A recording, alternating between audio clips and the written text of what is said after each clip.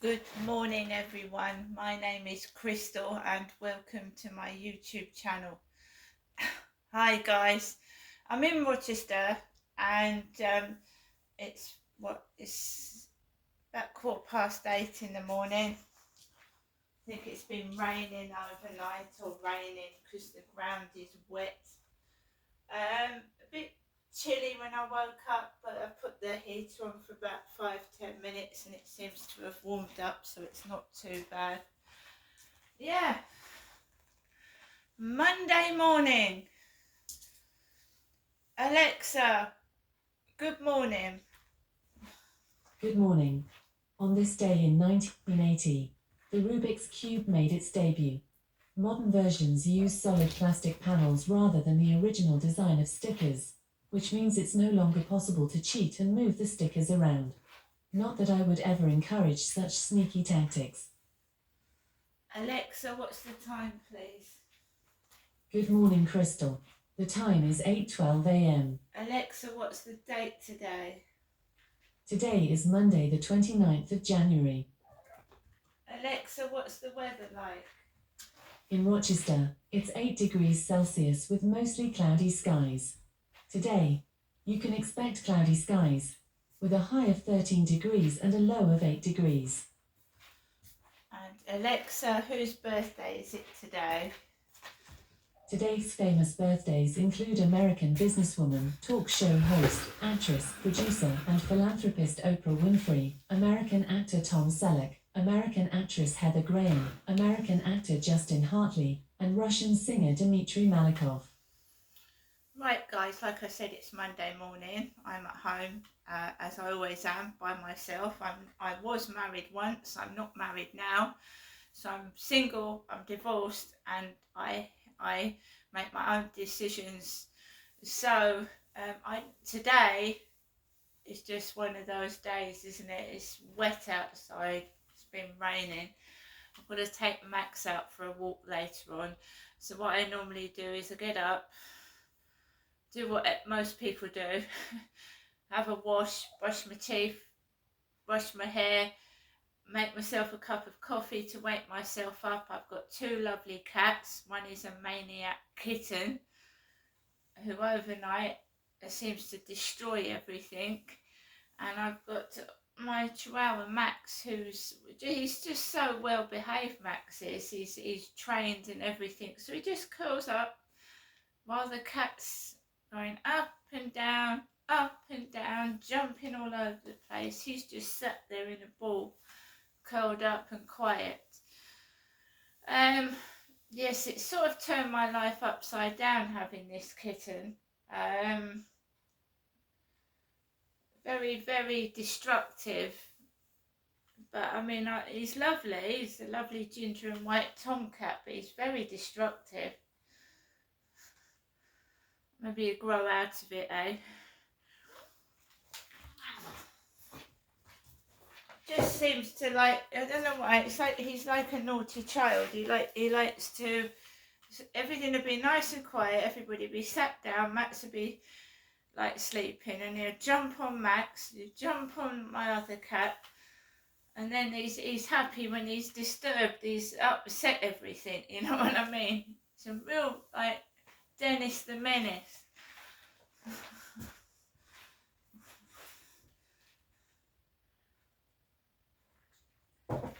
So yesterday, yeah, it wasn't too bad yesterday. I'm glad, because I wasn't feeling too good over the weekend, so it was fairly quiet, and I was able to rest. My foot still hurts. I haven't got a clue what it is, but it still hurts. So we just carry on with the exercises that the physiotherapist has given me, and go back to the doctors if it hasn't cleared up. I can walk on it, but I get this tremendous pain. I've got to get those Cocodamol at some point. I've got to either get them or have them delivered. I don't know yet. It's Monday anyway, there's no rush. I wanted gel. I told you I don't like taking tablets. I wanted gel, but they couldn't give me any, so I've ordered gel myself from somewhere else. I would prefer pain relieving gel to taking tablets. It's bad for you, you know. Keep taking strong painkillers. They did. My mum was suffering from it, pains in her arms and legs and joints, and she went to her doctors and they gave her some strong ibuprofen gel. But I was being given Cocodamol, so last night I took Max out for a walk, usual time, just around 7. And there was people about, there was people sat by the riverside, sat down. It's been mild, you see, it's got milder. When it rains, the weather is milder, so it wasn't that cold. So you've got people sitting on benches now. There was people fishing yesterday, fishing. A trio of 3, 2 men and a woman fishing in the river.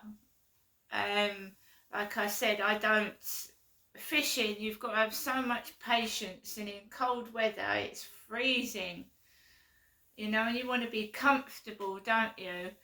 Comfortable, have seats and nice warm blankets and things like that. And, you know, camping and that, I don't mind camping. I've been camping myself a long time ago now, a bit too... I don't know if I could cope with going camping. Yeah, I went camping. This is something else I'm going to tell you. When I started my first job at GEC Avionics, Airport Works Rochester, Kent, it's no longer there. It was an aircraft company, and I was put there on a youth training scheme. And back in the day, right, they only gave you about £17. Like they do now, it was an incentive to get people into work.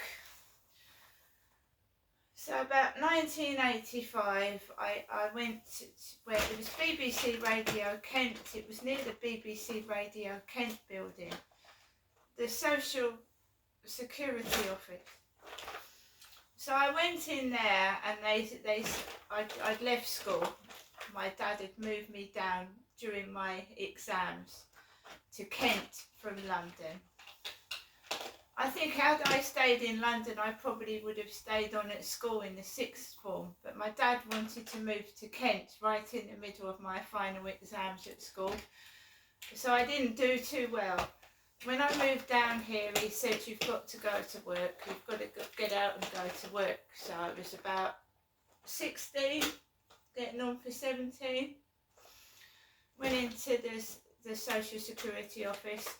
They said, well, the best we can suggest is that you go on a YTS scheme, youth training scheme. So they put me on this office course, and they started me off at Hopewell Drive in Chatham, GEC Avionics, Hopewell Drive, Chatham. And one of my first managers was called Fred. He was an old man called Fred, and he liked to chat up all the ladies. And I was quiet. I was a quiet teenager. And he said to me, you're quiet, you are. Well, I wasn't listening to, he was chatting up all the women. He was lecturing all over the females. And I wasn't having none of it. I just sat there quiet. Because if you sit there quiet, men are interested. They want a woman that's all, you know. And I wasn't like that. I was quiet. So he said, I'm going to put you up for a course. A course, he said. It's a week survival course. I think that'll like get you out of being quiet. So he arranged this, to the Chatham Dockyard. He arranged this week course. And I thought, right, fine, it's the first time I've ever been a week away from my parents. no controlling and all that kind of thing. So I met with the group at Chatham Dockyard. We were all signed in. I remember a 6-foot lad in army gear with brown curly hair. It was called the Prince's Trust. It was Prince Charles back then. He's now King Charles, but it was the Prince's Trust, you know, Charles, who's now King of England. He was in charge of the Prince's Trust. So they put me on this week course. And I remember I was 16, getting on for 17. And I hadn't been away from my parents either. So I signed up for it. So there was a bit of training in the dockyard. I did a bit of windsurfing.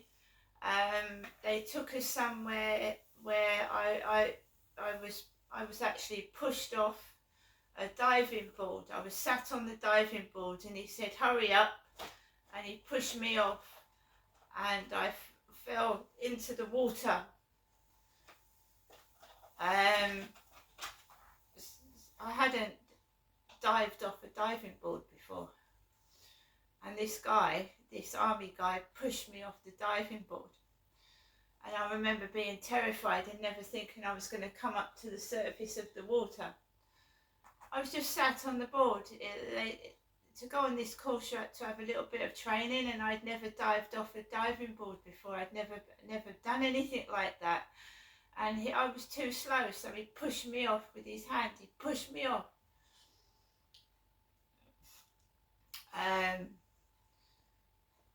A bit of the training was in Wales. The survival training was in Wales. The Brecon Beacons, we were taken to the Brecon Beacons. My mum and dad could not contact me because there were no mobile phones back then. There were no mobile phones or anything. So I could have got lost. I could have had a nasty accident and my parents wouldn't have even known.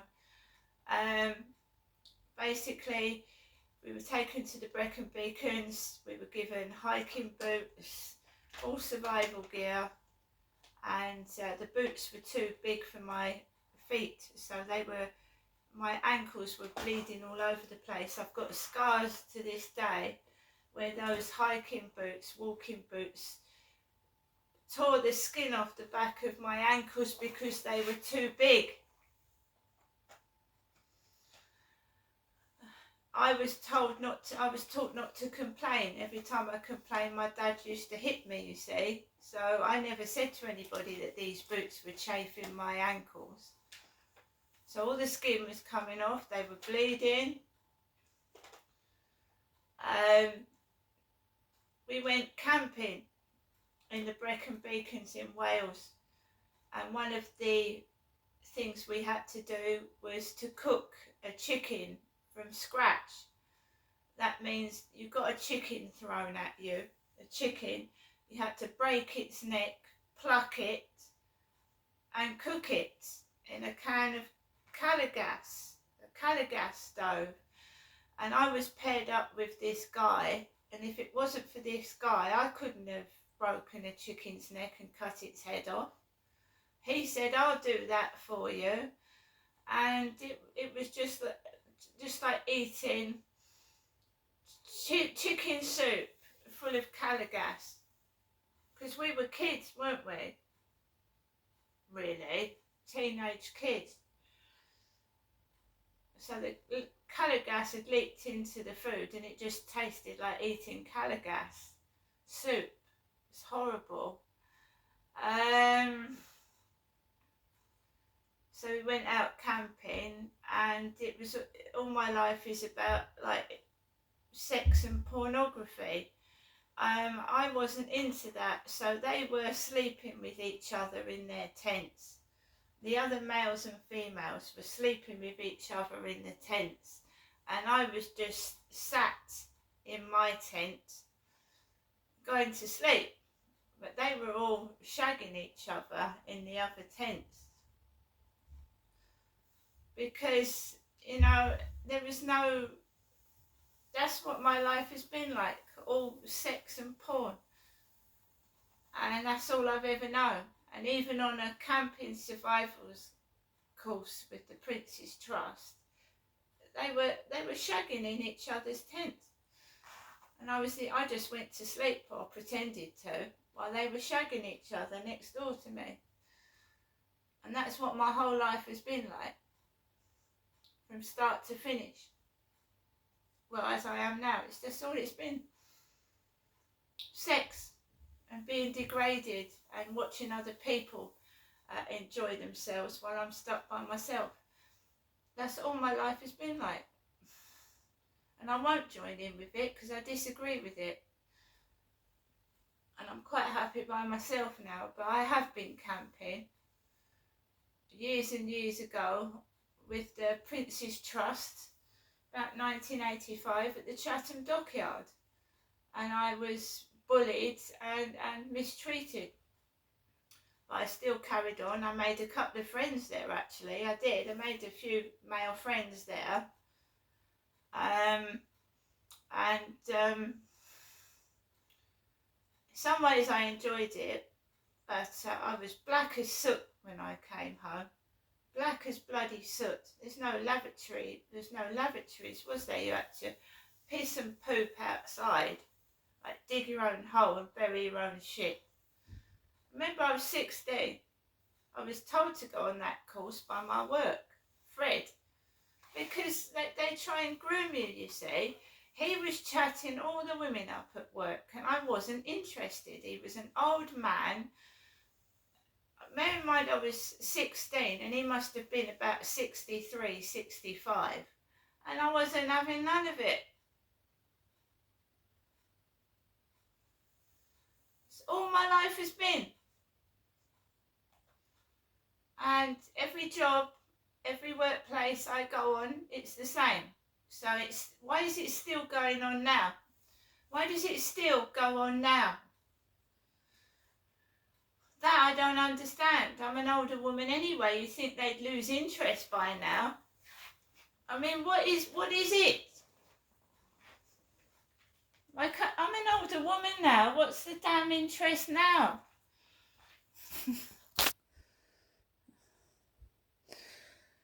So GC Avionics is no longer there at Airport Works Rochester, but my dad moved me from London in 1985 when I was doing my final exams at school to come down to Chatham for some unknown reason, because it's a dump. Why move from one dump to another? Because we were in southeast London in a block of maisonettes just off the Sydenham High Street.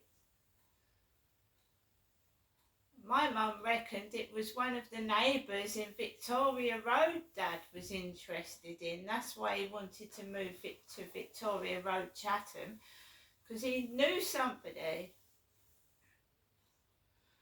But he was a con artist. He wasn't paying the rent. Me and my mum would be left without electrics and even water because he didn't pay the bills. Social services came out. They would see me and my sister sat on the floor with no electricity, and they would just leave us a Cali gas stove and walk out. They didn't give us any necessities or anything like that. I don't think they were real social services. One of the so-called social workers was called Mr. Beer, and he had a wooden leg. I mean, how could he help anyway? It's just been like a freak show and circus. The workers and the school teachers that I've had. We've had a couple of hunchbacks, some bearded ladies. There's been bearded ladies as well, women with beards, hunchbacks. Obviously someone thinks I'm immensely fat, so the enormous women in the waiting room at the doctor's surgery, trying to make account I'm a great obese woman when I'm not. And it's on the television as well if you watch it. The piss takes. the Mickey takes. They used to do it to Princess Diana. They used to make out that she was big and fat and she had this ugly, huge nose. And she was the most beautiful woman in the world at one point, but they tried, well, one wonders why a pregnant woman threw herself down the stairs in front of the Queen, pregnant. Somebody who's horrifically cruel and has a nasty sense of humour, a wicked, horrible sense of humour. And I think the favour should be returned to them, whoever it is. They must think they're so beautiful, so perfect, that they feel the need to take the piss out of other people. And there's no one in this world that is perfect. No one at all. Now, I've told you I'm going to work through, and it's not in chronological order of what I've been through, and I'm sure other people have been through it themselves. But when you get comments on your Facebook, Instagram, Twitter, YouTube, whatever, remember, no one's perfect. They aren't showing their face. They're making cruel comments. And the more you speak about them, the more they're getting attention. So I'd advise people to ignore bullies and trolls. Just ignore them. See you later.